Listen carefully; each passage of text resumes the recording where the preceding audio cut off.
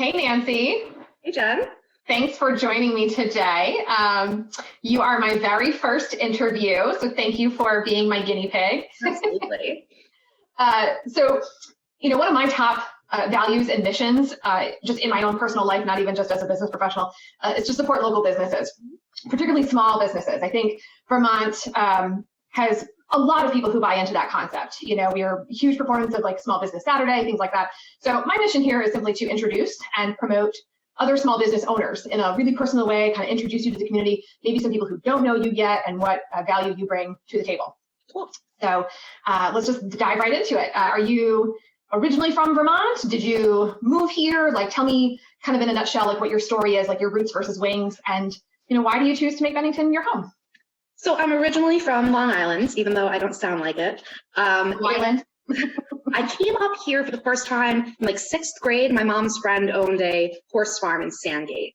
And that was kind of my first experience with Bennington. Then in high school, I went to to camp up at the college and fell in love with Bennington. I was just like, someday I'm going to live there. So I went to college at Siena, and in the summers I worked at the same camp, and it was just this constant thing. I was always, making friendships up here and kind of found myself back. So I lived in the city after college, and after a while just kind of burned out on New York.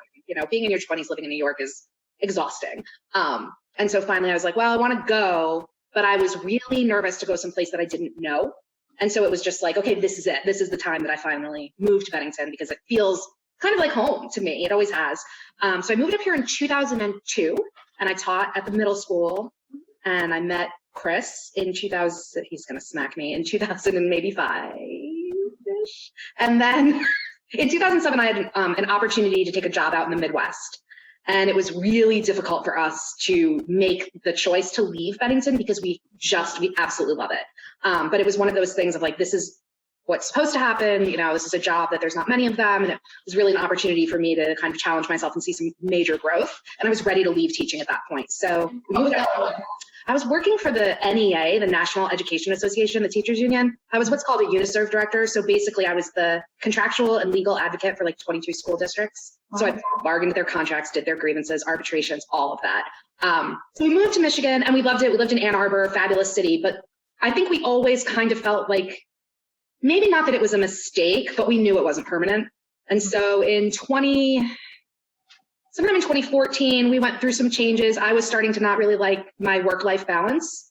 We were getting older, our parents were getting older. So we made the decision that I was going to finally write for a living, which is what I've wanted to do my whole life. I said, you know what, let's go back. I can write for a living. We can live in Bennington. So in 2015, we bought a house downtown and we came back. And I think it was the spring of 2015.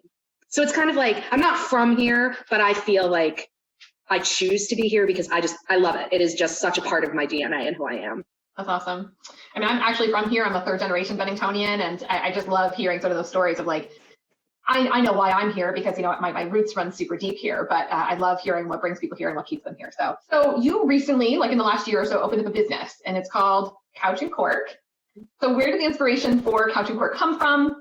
And I want to hear about your focus BC before COVID and how you are pivoting your business DC during COVID and maybe how you might see that continuing AC after COVID. Oh, wow. Okay. So Couch and Cork was born of when I started specializing in wine. I used to take freelance jobs, and somehow I always ended up with wine jobs, even though I knew like red, white, sparkling. That was it. But about my knowledge. I was really good at it, and I was really good at research, and I was just like, I'm going to learn this. So when I started getting certified in wine, you have to taste a lot. And so I went to New York City for my class, and every day we were tasting, 18 to 25 wines.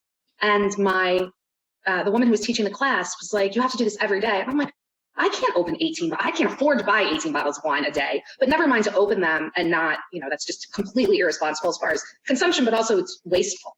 Mm-hmm. So I said to her, I don't get it. She's like, well, just do it with your local tasting group. And I'm like, I live in Bennington, Vermont, and then I had this moment of, it was very typical Nancy of, I was about to say, we don't have a tasting group in Bennington, but I was just like, we will on Monday. And after a while I was like, I'm passionate about wine and I love to teach. So maybe this is the next step. I was writing about wine, but not as much as I would have liked. So I kind of wanted to be able to do something that was fun and that got me in front of people, because writing is very solitary, but also not have to take jobs like writing about windshield wipers. So I started Couch and Cork It'll be a year in May.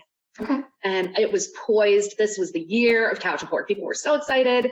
And then this hit, virtual tastings, where people just pour an ounce or two of whatever they have in the house. And I teach them kind of the basics of wine using what everybody brings to the tasting. Okay. So that's pretty fun. I definitely need to work on that side of my business so that it's not, again, of being like, what the heck am I going to do?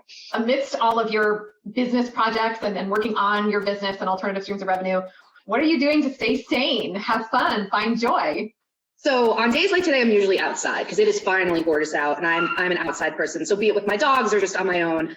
But the other thing I've done is I've wanted to learn French forever. I'm terrible at foreign languages. And the only thing I can say in French is, well, the only thing I used to be able to say in French was, I'm sorry, I don't speak French, which the French love. They love when I say that. So I'm actually, today I completed my— How do you say that? Je suis désolée, je ne parle pas français. Ooh, you have a very nice— Good, right? That's very fluid. You're I say that with such confidence. Like, and it's funny because you say that in France and they're just like, sure you do. And I'm like, no, really. That's my only grade. That's the one I got. That's the extent of it. I want to hear, like, what do you really love most about Bennington? What actually makes it feel like home to you?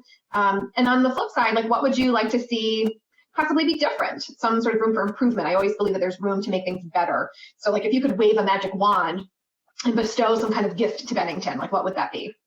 Well, the thing I love about it is I think like the access to nature is huge. Mm-hmm. We live right downtown, but there's so many like trails around us. It's like I can just walk to a trailhead.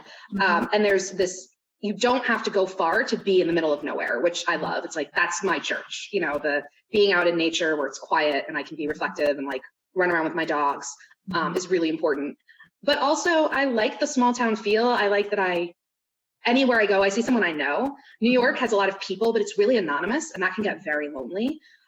Whereas here, it doesn't get lonely, but if you need to be by yourself, it's very simple.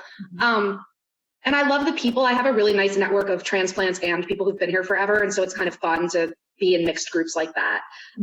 As far as something I wish for Bennington would be, I'd like to see people be more courageous when it comes to decision making. So, you know, you hear a lot of complaints.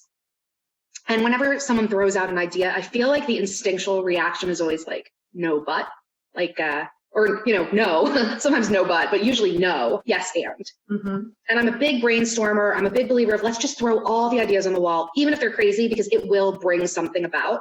And it just lets your brain kind of get in the habit of thinking versus shutting everything down. And too often I hear, you know, no, we've always done it this way. It's like, okay, but it's not working. Or, you know, no, we've never done that. It's like, exactly, you know, maybe try. So I would like to see people just sometimes take risks with that, you know, be it people in leadership, people in volunteer positions, of being willing to try new things and do things differently. Because, you know, there's like the empty spaces downtown. That's a big complaint. You know, people say there's all these empty spaces.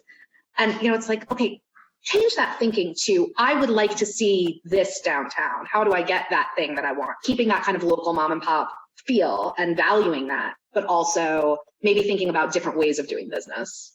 So along those lines, like, do you have a specific idea, like, of an empty storefront downtown? Like, how, like, what would you specifically like to see? Like, what would be one of the ideas that you would throw out in a yes and session? I mean, I want to open a wine bar downtown. I mean, that's like that's probably the biggest goal. But I think I would like to see spaces used collectively. So, for example, if we had a restaurant that, you know, you could invite a chef from Philly or New York or Boston or Albany and let them use it for maybe 3 or 4 months out of the year, so that people in town wouldn't get sick of it, but would maybe expose people to like new food or expose people to, you know, new styles of food, new ways of eating, but have that changeover and kind of maybe build a culture around food, you know, an artisan shop where you have people with different stalls or different, you know, portions where they're selling what they, you know, what they make, what they create. I think there's some ways to look at what other places have done that have kind of seen a similar downturn and say, okay, how are you bringing back the economy, but helping local people?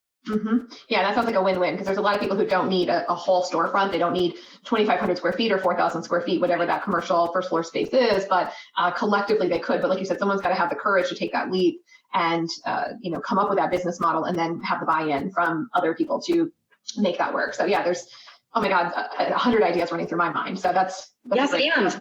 Yes, and let's keep doing that. That's great.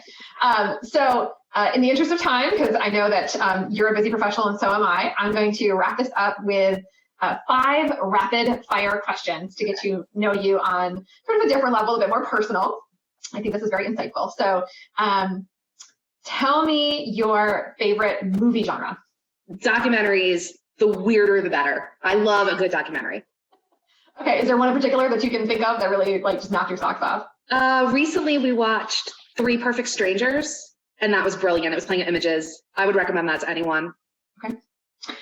Your biggest pet peeve? People who don't use their directional.